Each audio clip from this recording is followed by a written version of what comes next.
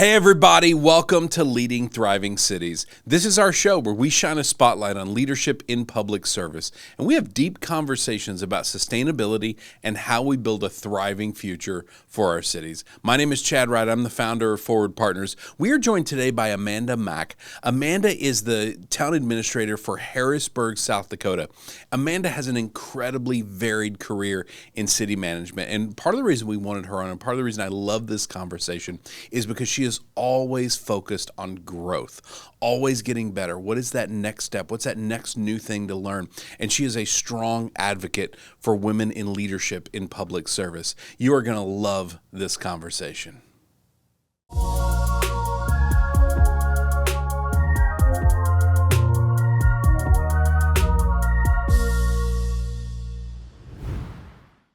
Amanda, thank you so much for joining us, Leading Thriving Cities. You are coming to us all the way from South Dakota, but not near Mount Rushmore. We've established that already, That's right? yes. It's 6 You hours wanna away. come pheasant hunting, you come to this side of the state. You wanna go Pheasant to Mount hunting. Now we Rushmore, know. you go to the I other was, side of the state. the other day I was like, I want to go pheasant hunting. Where should I go? Now I know, South Now Dakota. you know, Perfect. South Dakota. So you are the city manager for Harrisburg, South Dakota, and you said it's the fastest growing city in South Dakota. So before we dive into the questions, tell me a little bit about that. Yeah, so Harrisburg is, just south of Sioux Falls, which is our largest community. Mhm. I like to refer to Sioux Falls as Harrisburg's most successful suburb. So when I started in my career, oh god, 12 years ago, I was in a little town, of Worthing, which is a little bit further south than Mhm. Harrisburg. And at that time, Harrisburg was about 2,500 people. As of today, we're over 11,000. From Mhm. 2020 to 2024, we grew by about 49%.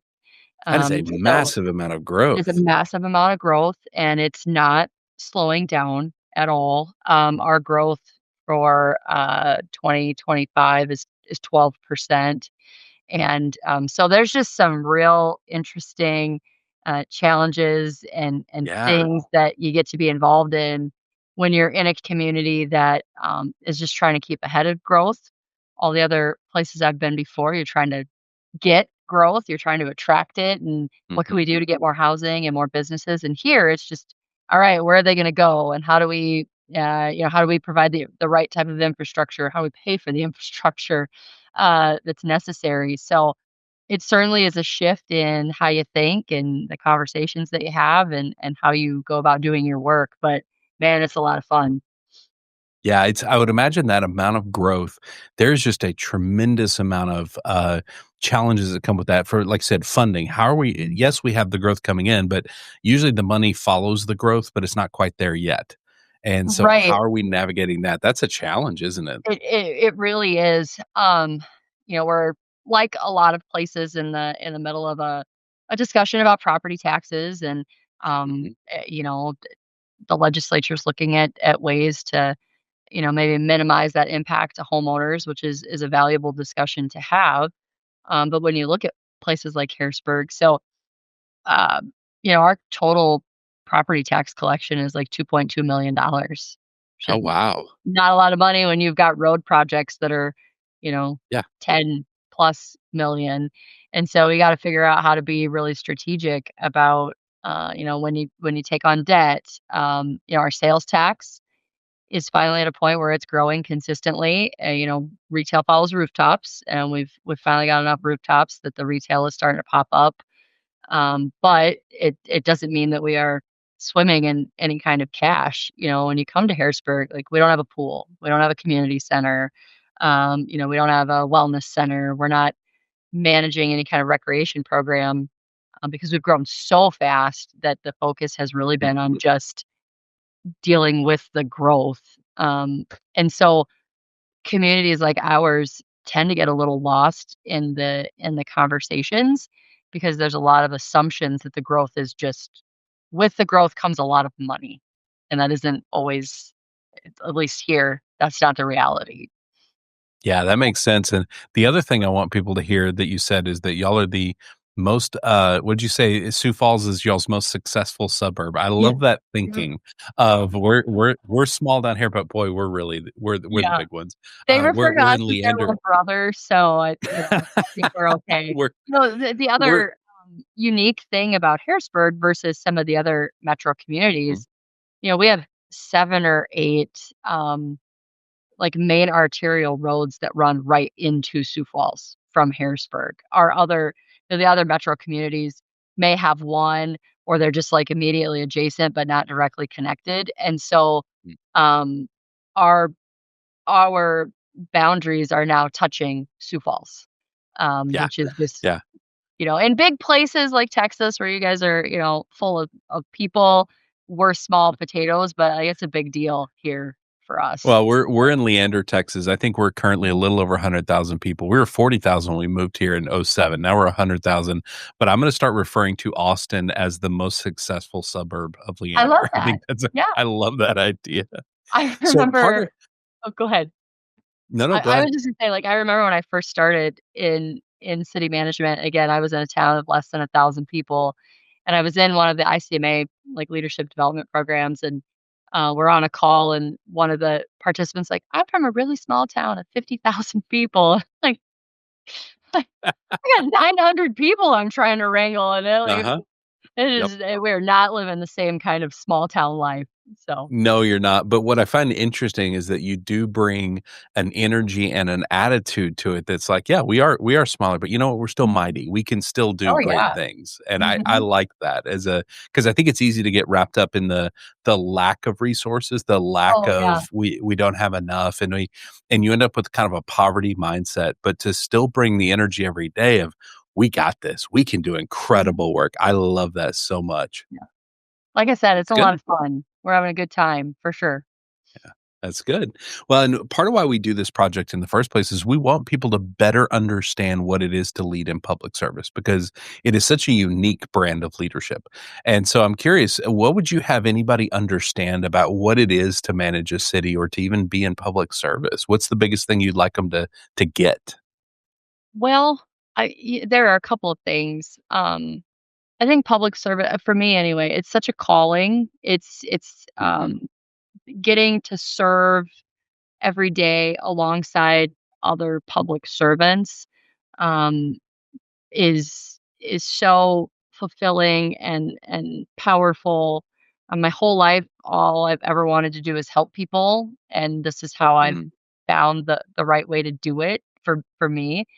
Um, but the other side of that is in this role, whether it's been here in Harrisburg or any of my other communities, like you live as the manager in constant tension. And what I mean by that is the tension between the needs, the wants, the abilities. Um, you're not just providing services to your residents, you're an employer. So how do you balance those things? We got to pay people what they're worth, or they're going to leave. Yep. And when you have residents in your community who maybe aren't at that type of wage, um, it can cause some tension. And you just like really have to. Be thoughtful and intentional about maneuvering through, um, but it is always there. That Yeah. tension, it's the best way I know how to describe it, like a tension rod, and it's Hmm. important to Well, and hold things up. it's so much of managing that too is gonna come down to you and your own health. Mhm. How well you manage that tension, whether you can support that and handle that or do you collapse in the middle? Yeah. And so I'm curious, what have you learned over time about how to care for yourself in that process where the tension doesn't become overwhelming? So I got a really great piece of advice from a former mayor, and, I I will say that I think just as I get older, you just learn how to handle things better than I handle things much differently today than I did a year ago, 10 years ago. I think it's just a Yeah. natural progression for all of us. It's a sign of But, growth is what that is, 'cause I wanna challenge you on that. I don't okay. think that's natural for everybody. That is Oh, natural for people okay. doing the work. If you're Sure. doing the work and growing, yeah, you look Mhm. back a year ago, you're like, "God, what was I thinking?" But if Oh, you're not oh, doing the man. work, you look back a year ago and go, "I'm doing things exactly the same because 'cause they're right." Oh, well, I guess that's a very value I've just never thought about it any differently than that. I don't know, Yeah. that's just what you're supposed to do, right? Um, but his piece of advice after a particularly challenging day was flush it. What are you talking And frankly, it kinda irritated me a little bit at the time, but that always comes to mind when I find myself getting caught up in things that don't matter, that I have Mhm. no control over, or that, "Hey, I know that I did what I needed to do there, and I'm comfortable with that," and the rest of it, you just flush. Um, Easier said than done. Much easier said Easier than done. said than done, absolutely, Um but I'm curious, do you notice signs that, "Oh, maybe I'm really wrapped up in things that don't matter, things I need to let go of." What are the signs that you see that go, "Oh, that's the problem?" For me, personally, it's a lot of, like, fixation almost, Hmm, sort of just constantly thinking about it or bringing it up. One of the best things that I did for myself was I got rid of Facebook, a yes. year ago almost. I deactivated my account, and I haven't missed it. Um, every once in a while, someone will screenshot something and send it to me, and I'm immediately, like, right back in that, like, anxious, "Oh my gosh, why are they saying this?" And I need to prove that I'm not who they say I am or that I'm doing things the right way, and I don't need to do that. Um, Yeah, Real adults have face-to-face conversations, and, yeah. um, that's been a, that's definitely been a shift over the last year for me personally. Um, I have a I great think go ahead. you've hit on something there that's amazing in terms of we can control our inputs. Mhm. And when we just leave that door wide open, I mean, there's just a lot of random crap that's gonna flow into that door. Yeah, But if we control it and say, "You know what? Facebook is not healthy for me, so I'm not on Facebook." I share that with you. Like, I think I've logged on to Facebook twice in the last year, and every time yeah, I do, it's immediately from post 1, a dumpster fire, and I'm like, "Oh, yeah, that's why I don't do this," and I log back out. yeah. And so, You know, I I share do that. miss, the connections with, friends and family that are not here, because it is still a pretty widely used platform, but Mhm. I've found ways to be engaged with them, differently. Um, it was to a point again, like that fixation where I was just, like, constantly looking at the comments and, like, Yeah, I would never ask that person for advice. I would never go out to coffee with them. Why do I care what they're saying about me? I know that it's not true. The people who love and respect me know that's not true. So I just gotta put it out of my mind. And that's, what I try to teach my kids too. So try to model good behavior. Um, but that it's has been the funny biggest shift for me. it's funny how you would never go to coffee with them, but you have basically let them set up a campsite in the coffee shop of your mind and just live I there. know. Yeah. And if I also have to be honest, that doesn't mean that I still don't at times go back to those thoughts or think about Mhm. the hurtful things that were said or the inaccuracies, but I'm much better equipped to release that and move on to something else. The other part of that is I have a really great support system. My husband and kids are incredible, and I have a really wonderful counsel that I trust. Like if something um was an issue, I trust that they would bring it to me. Yeah. So, and Yeah, that's that is that's so helpful really having that. important in these roles to have that with your elected officials, with your team, that level of trust that all right, if I'm hearing something out in the community, whether it's about you personally or it's about the work that we're doing, and I think it's problematic or I think you need to know about it, I'll bring it to you. All the rest of it's just crap.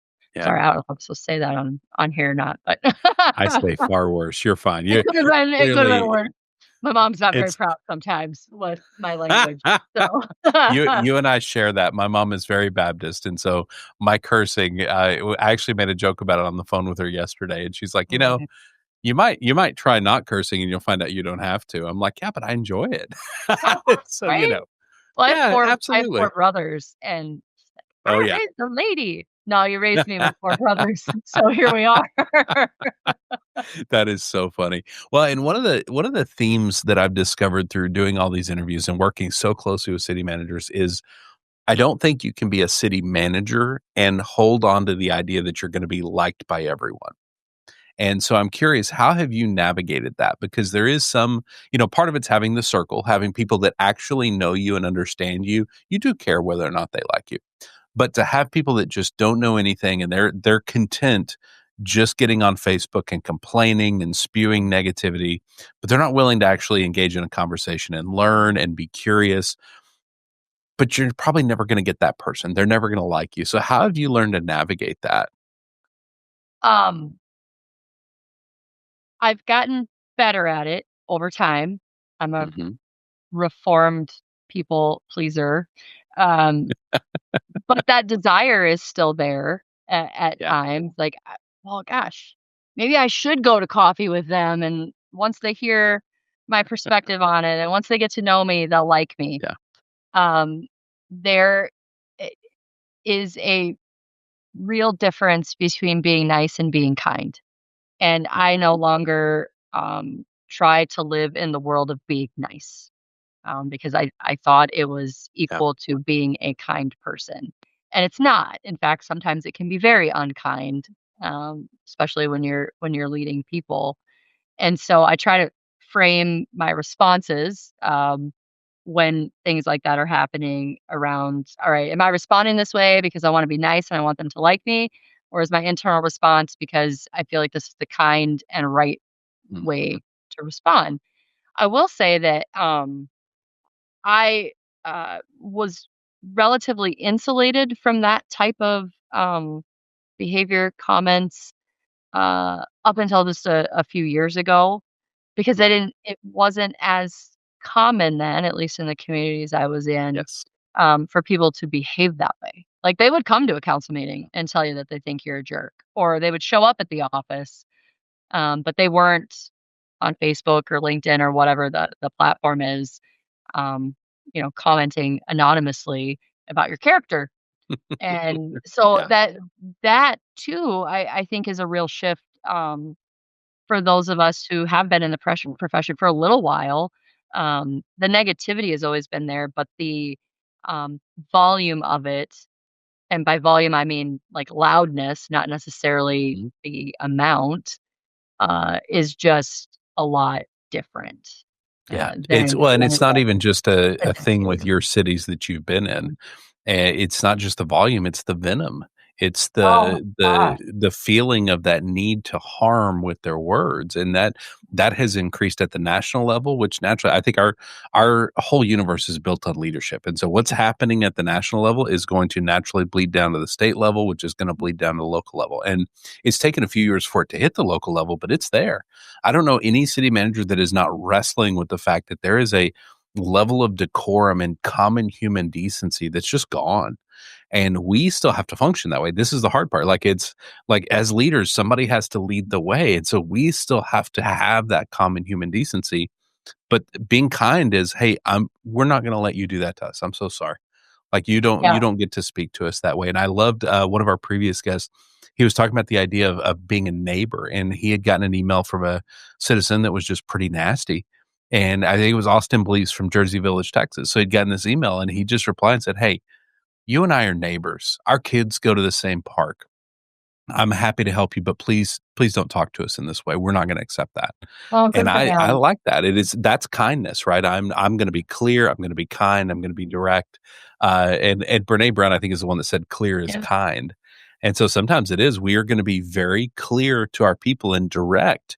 That's what kindness looks like. And so I think that is, and if we're nice, we're just not gonna say a word. And that leads to all kinds of problems. It does, it does. And I again, we're also humans, and so Mhm. sometimes those things are hurtful, Yes. and having the right people around you, not just to pat your back and tell you that everything's fine, but to actually sit in that with you and help you work through that is, it requires a lot of growth and a lot of patience and self-reflection. Like, do I like the way that people talk to one another right now? Absolutely not. Um, Sometimes there's some truth in what they're frustrated about, and we also have to be willing to say, "Hey, we got it wrong," or "We didn't look at it from that perspective." Um, Mhm, and so, we've done some work with Sam Toles, mhm. Yep, Sam around does a social great media, job. and he's just got some really beautiful strategies on how to engage with people, particularly in the social media realm, who maybe just wanna be flamethrowers. Take away the flame, like, don't engage with them in a thread, message them privately. You've given them Yeah, what they allege that they want, and then if they wanna have a discussion, they've got the information, but you're not giving them a platform to just spend all day combating comments on Facebook. It's silly. mhm, Nobody's got time yeah. for it. And frankly, that's not um, what 90% of our residents want us to be spending time on either. Yes, that's absolutely right. So through this long varied career in city management, you've been city manager now in multiple locations and they've gotten probably bigger and bigger and bigger as you've gone. What are some of those bigger things that you had to work on internally for yourself? What are those things you had to overcome to get to where you are now to lead a team? And I loved at the beginning you said y'all are having so much fun doing this. To maintain that in public service tells me you're doing the work. Again, that's another sign of you are learning and growing in the process. And so what have you had to overcome internally to get to that point? Um, well, a few things. I didn't come into this career by a traditional path. I didn't, say, "Hey, I want to be a city manager someday," and do my undergraduate and then go to graduate school. In fact, I didn't know really that it was a profession. I spent the Mm, first half of my career working in politics and working with candidates and raising money and um, running running campaigns and issue organizing. And I fell into it. Well, this could be a nice fit, but I also knew what I didn't know. And um, every community I've been in, there's been something where that has been really important to that community. In the smaller communities, it was economic development. Um, you know, Not a large staff, small mhm. budgets. We're not going to go out and hire an economic developer. So I did everything that I could to learn as much about economic development as I could. So I made sure I was in rooms with people who were really good at that I could glean information from. I went through the IEDC process. I'm not certified, but I've completed all the coursework. I've got the certificate, and I can at least speak with some intelligence about economic development. One community, the last community I was in, had 3 employee unions, and I also in my prior life, had a little bit of a union background, so I've been on the employee side of union negotiations, being a union member. But now being on the management side, I wanted to make sure that I got it right, or I was at least as informed as I could be on how to manage unions the right way. So I went and learned about it. I went through the University of Wisconsin labor relations program. Um, I like to learn, so maybe that's a That good was a gonna be good my next a question. good It seems like thing. you really Uh, like to learn. I do. I did like it. It fills my bucket, but I can get sort of stuck in that, and um, I also have to recognize that there are limitations, and sometimes you just got to get the work done too. Um, some other things like just uh, I have I'm naturally inclined to be a vulnerable person. Like, I don't Mm, have a problem telling people how I feel or what's going on with me, and empathetic with others in that kind of way, which I think has helped um, me recognize where I need to grow or where I need to learn. And I've always kind of prided myself on being a relationship builder. But as you move from being a people pleaser to not, there is some real tension there in understanding, the right kinds of relationships to have with your team, how you grow those in the right kind of way. Back to Brene, clear is kind, and there were a lot of times throughout my career where I was not very clear. I was very nice, Mhm. but I was not very clear, and that sets us all up for failure. Yeah. So I just the more self-aware you can be, I think the better leader you are. And it's this ongoing work to keep developing that, right? And it's so funny to me, the ones that are doing the work, it's very clear. The ones that are actually doing the work of self-awareness, it's funny to me how we'll do these events about leadership, and I'll have somebody come up to me, they're like, "Yeah, you're talking about self-awareness. I'm so self-aware." And I always those people, I'm like, "If you have to say you're self-aware, I don't know, man. Like, maybe we Yeah. need to work on that a Mhm. little more." Mhm. But the ones that are actually self-aware, what I find in there is they're very, very curious. They're very like when somebody Mhm. says, "Hey, I think you might have messed this up," their response is not defensiveness. It is, "You know what? I might have. Talk to me. Help me understand more." And so you probably have seen that as your self-awareness has grown, just that ability to accept that, yeah, I'm not perfect and that's okay. We're going to keep working on that. Yeah, and, that word curiosity, really is, accurate, and so where it becomes frustrating is when you're not getting feedback. Like, "Oh, I Mhm. didn't like that." "Okay, well, what didn't you like? And how do we how do we fix it?" Or, "Can I give you some background on why we did it this way?" Um, both on the elected side and with the community that you're serving, if they're not willing to give honest feedback, how do you ever improve? And I think we should always give people opportunities for improvement. If we're frustrated with them, well, let's be clear about why, and then give them an opportunity to do better. If we're not giving those opportunities, frankly, I think that's our fault Is when they that aren't something better. something clicked in my head as you were saying that. Is this something that the public doesn't look at the city and say, "You guys have opportunities to improve." They look at the city and expect things to be perfect each and every time. Oh yeah. Because I Mhm. think that the thing they have to understand is we're an imperfect group of imperfect human beings doing the best we can. We're all very smart. We're very professional. We're also tackling hairy problems, like big, hairy problems with not enough resources. I mean, y'all, honestly, I love public service because it's like, man, we're going to bring a lot of elbow grease and a lot of creativity, but you Right. know, we're not going to bring a ton of money and we're Well, going to and solve these I problems. I share with people, especially, now that I'm here in Harrisburg, um, like, we could get rid of the entire staff. We could sell all of our assets, and we still would not have enough money for one full road project. Yeah. So when they talk about, bureaucracy and government is wasteful and it's all bloat, I don't know, we don't have $16 million. Like, our annual budget, our operating budget is $5 million. So Yeah.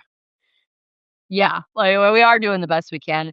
But I also have found, that when people again, that curiosity, like, when they want to know a little more, it doesn't mean that they're gonna agree with you or support your position, um, they at least understand it better. We've had a lot of conversations here in my time specifically about our budget. Again, because there's this assumption that because we've had all this growth, money has followed because of our proximity to Sioux Falls. We're, bringing in the same kinda sales tax. That just simply is not the reality. And so Mhm. when you put it on paper, like, "Here are the dollars. Help us figure out where to put them if you don't like where they're going." Yeah. Um, it definitely has quelled some of the, uh, I don't even know if frustration's the right word, but, uh the undertone of accusation, I guess, has Yes. quelled a little bit, like, you're misspending money or you're not doing the things that we want you to be doing. It's just another level of transparency that I think I I think people are expecting much more transparency out of their government than they ever have in the past. And Mhm. so Yeah. even Yeah. though we are following the law, we're publishing our meetings, we're putting stuff on the website, we do have to do more. because Yeah. that is now the expectation globally is as a community. And if we want to have a healthy relationship between the city as an operation and the city as a community, well, we have to be the ones to figure that out. It's not up to them to tell us how to communicate differently. Well, it's funny how they demand transparency, and rightly so.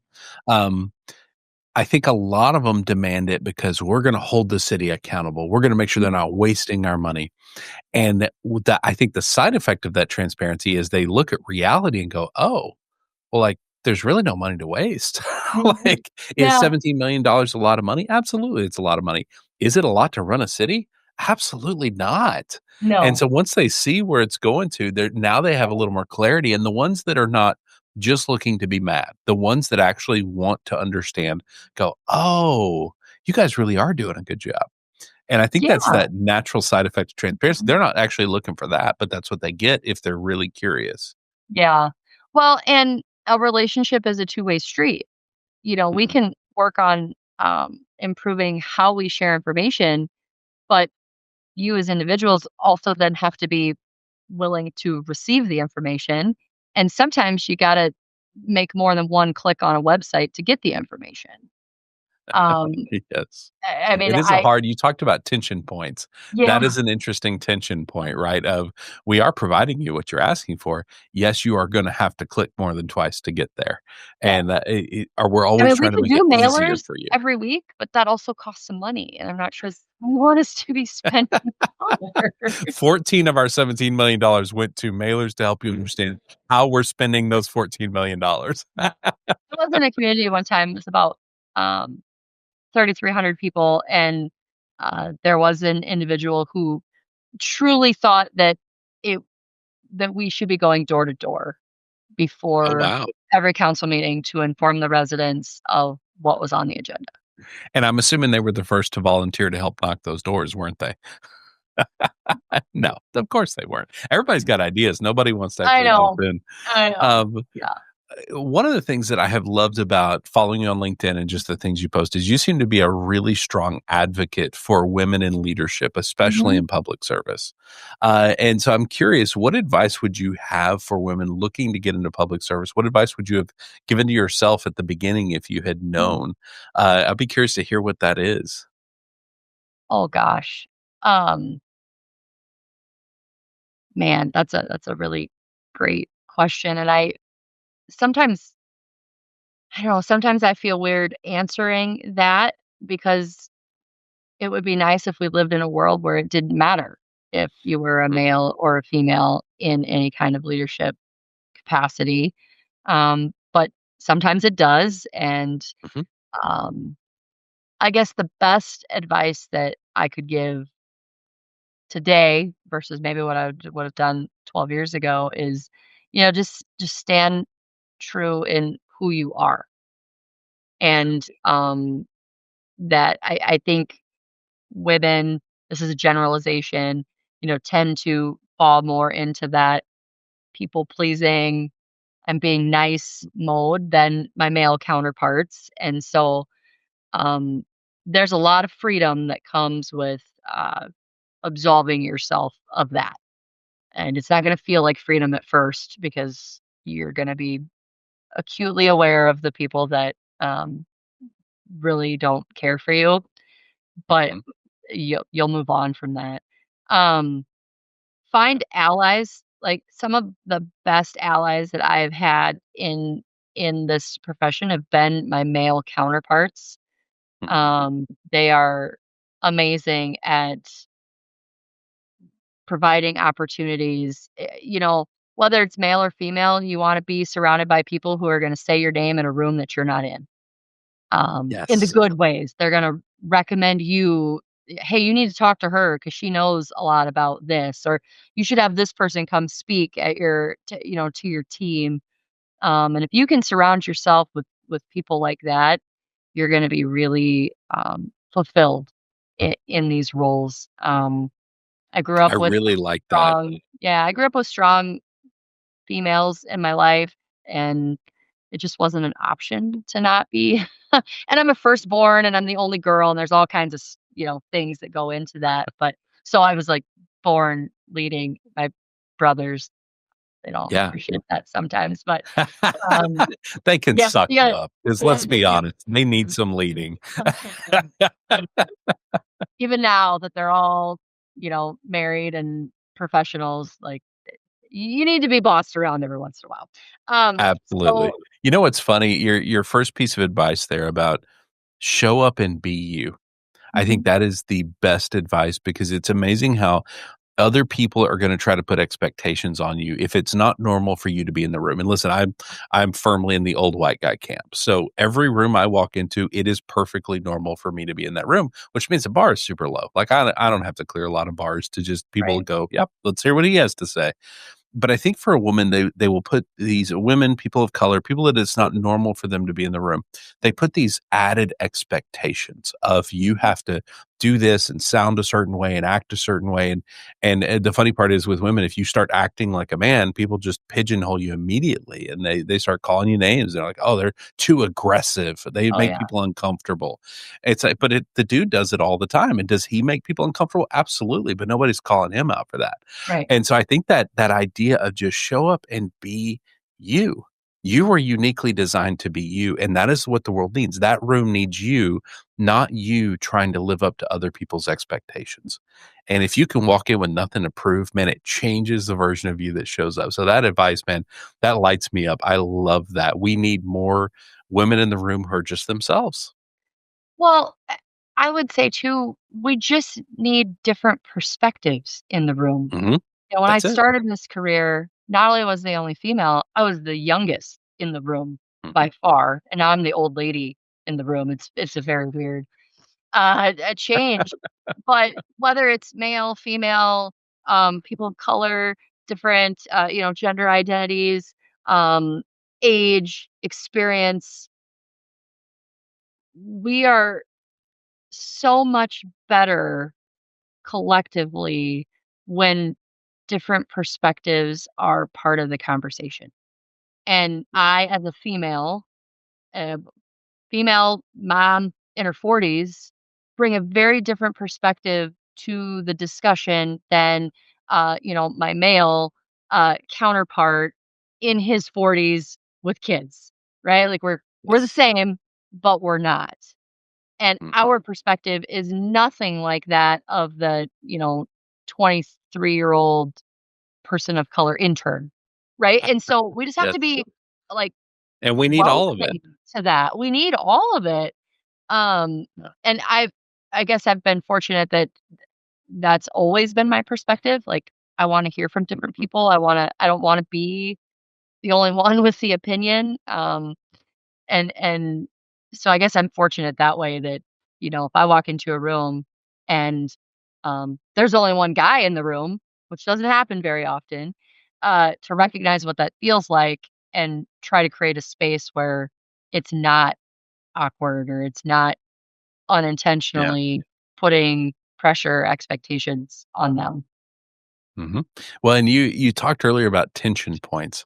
Mhm. This is one of those tension points to manage, and I think this even goes to if you go to LinkedIn and if you look at Amanda's cover photo, it is the beautiful picture of this tension point. It is a shot looking down of your shoes, and they are very glittery, it looks like, They're very high fabulous, heel yes. shoes, and you are standing in the middle of what is clearly just a dirt-covered construction site, and you got a shovel.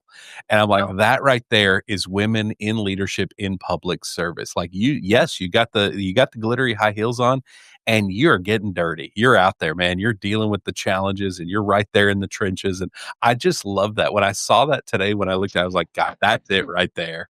So that is one of my favorite pictures ever. But Yeah. to go back to, being who you are. So my very first grown-up job, with benefits out of college, I was an organizer for a family farm and ranch organization. I knew nothing about farming or ranching. And so I would have to go out and talk to these farmers. And I would show up who I am, and I would show up in Yeah. heels, because I love them. They're one of my favorite things, and, I think for some it was a little off-putting at first, but the more you keep showing up who you are, the more, people understand that that is who you are. There is no way I was showing up at that groundbreaking without sparkly Ice Arena shoes. I mean, and everybody sort of expected it. It was like, "Oh, what shoes is she gonna wear today?" We did the ribbon cutting at our airport, like, "Oh, what shoes are you wearing?" So, um, it's I love that picture for all the reasons that you shared, but also, like, Yeah. that's who I am. I Yes. love getting, my hands dirty, and I'll go out and figure out what's going on in the parks or in the street department, but I also, um, I like pretty things too. So, Yeah, we can do both. I love we that can so do much. both. That is authentically you, and I think you see that through your presence on LinkedIn is just that you are always growing, you are always looking for that next thing to learn and the next skill set, the next thing you need to develop for you, and you're in the trenches, you're doing the work, and you can do both, and I love that so much of just show up, be you, whatever that looks like. That Mhm, is so cool. I like that. Well, and one of the biggest discussions we're trying to have in public service is about sustainability, mhm, because we often describe public service as you have been doing too much with too little for too long, and that is unsustainable, and that is a recipe for burnout. And I'm a firm believer that the thriving city staff is the foundation of a thriving team, and we are not going to accidentally thrive. It has to be intentional. And so, what are some things that cities need to rethink for the future in order to allow their people to thrive and create that sustainability? well, you have to know who your people are and what is or will contribute to their burnout. So, I'm a certified working genius facilitator, Hmm. Yep. and what's really beautiful about that is that it's only 20% about you and about 80% about how work gets done and how your team functions together. And so I think that's a real easy step. First of all, figure out who your people are, what brings them joy and fulfillment, and what Hmm. drains them. Now, we all have to do work we don't like. We all have to do work that drains us. But when you know what that is and you know I have why, some emails waiting on my inbox I when we're know. done that it Yeah, is the life draining style. oh man, emails they never stop. But can we get rid of email? That would be Oh God, I would love so it so helpful. much.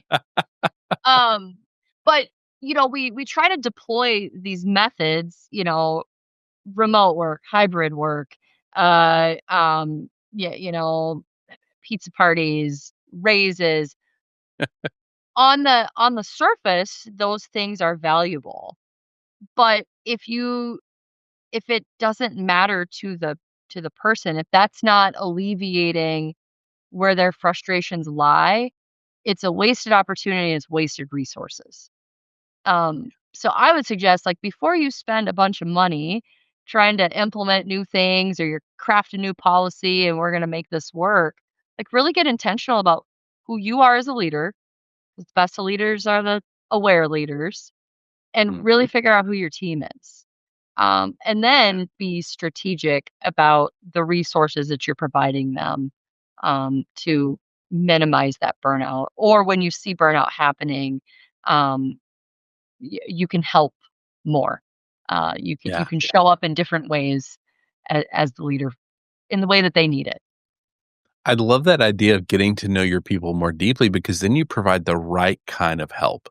And it's funny you said pizza party. And it occurred to me like if you don't have the right kind of help, it's kind of like saying, "Guys, we want you to feel better, so we're going to throw you a pizza party." Yeah, but if they're all lactose intolerant, like you just that's not good. And Well, so when we don't know our people, that's essentially what we're doing is we're just prescribing this one thing that might actually be bad for them. yeah, and I do want to, with the caveat, because you'll hear, well, you should keep a barrier between you and your staff, and of course, right? Like, there's a level of professionalism that Mhm. needs to be maintained, and I don't need someone telling me their deepest, darkest secrets, right? There's other people for that. But I need to know what drives them, what motivates them, how they wanna be communicated to. Like Mhm. like email, I hate email. I also hate phone calls. So if you want an immediate response from me, You please are just you send are me a a text smoke message. signal only girl, aren't you? Just send me I the am. smoke Could signals, you that's please all I send a carrier accept. pigeon? Like, that's Send the a only way you're raven, gonna yeah. You um, know what? If we went back to ravens instead of email, there would be a lot less messages. We'd find out how unimportant most of these emails are. don't we know it? But, Hashtag like, bring I'm a back the prolific ravens. texter, right? Like, that's how I Yeah, wanna be communicated to, there you go. but not everyone on my team appreciates getting a text message. So, Yeah, as a leader, like, sometimes I'm gonna send you a text because that's just what I have to do, but I also wanna be respectful of what, um, what aligns with you. And yeah, these things are not hard, right? Like, I am gonna send a mass email to the entire staff about this. I'm not gonna text you all. Um, but if I am driving around and I see that a stoplight is out, well, I'm either gonna call you or I'm gonna shoot you a text, "Hey, you need to get somebody down here to fix the light." yeah, And so, again, it's intentionality. The more we can be intentional about the work that we're doing, the easier the lift is and the less tension there is around the work. Are we yeah. doing the Well, right kind of work? I mean, that's part of the whole, working genius process is, are we answering the right mm, questions? yeah. It's I don't funny, know. Maybe we're not. in working with a lot of city staffs, one of the things when we start to identify what's holding you back from being that high performing team or Mhm. accomplishing the things you want as a team, one of the number one things we hear is prioritization. We don't quite know what's important. We don't know the right questions to ask. We don't know what to put first because there's just so much. And so Yep. so much of that I think as leaders is bringing clarity about what matters. But I see another tension point here, and it's funny how this theme is kind of developed between you need your team to show up authentically as themselves, and you are gonna get to know them. And so it Mhm. does take both, because if you're working to get to know them, but they're faking what they like or who they are because they feel like they have to fit in, you're not actually getting to know them, which means you can't serve them in the way you want. And so there Mhm. really is this two sides to that same coin of be authentic, be yourself, and I'm gonna do everything I can to get to know that version of you because that's the one I really care about. That is 100% accurate. I mean, it's so similar to the, communication conversation we just had. Mhm. If I'm throwing everything out in every medium possible, but you're not open to receiving it or even seeking it, Yeah. that is not gonna be a productive relationship Yeah. I at love that. all. Yeah. Amanda, this has been such a good conversation. When we send But you a copy to approve, we're gonna send it via Raven, oh, to thank make you. sure you Oh, I get it. cannot wait. I have a little box outside my office where the ravens trot. Thank you so much for doing this. We deeply appreciate you. Thank you for having me. I greatly appreciate it. Thank you for joining us on Leading Thriving Cities. If you lead people, how you show up as a leader determines how they go home. The first step to becoming a healthy leader is self-awareness. We have to understand how we're doing. To help with that, we have created an entirely free resource just for you. This is our self-reflection and leadership health course. This is a free online course that will allow you to start a rhythm of self-reflection, which will help strengthen your self-awareness. You'll understand how you are doing as a leader and how you're showing up to your team. This will allow you to create and decide how you want to show up. You can find all the information and sign up completely free for you and your team at forwardpartners.net/reflect.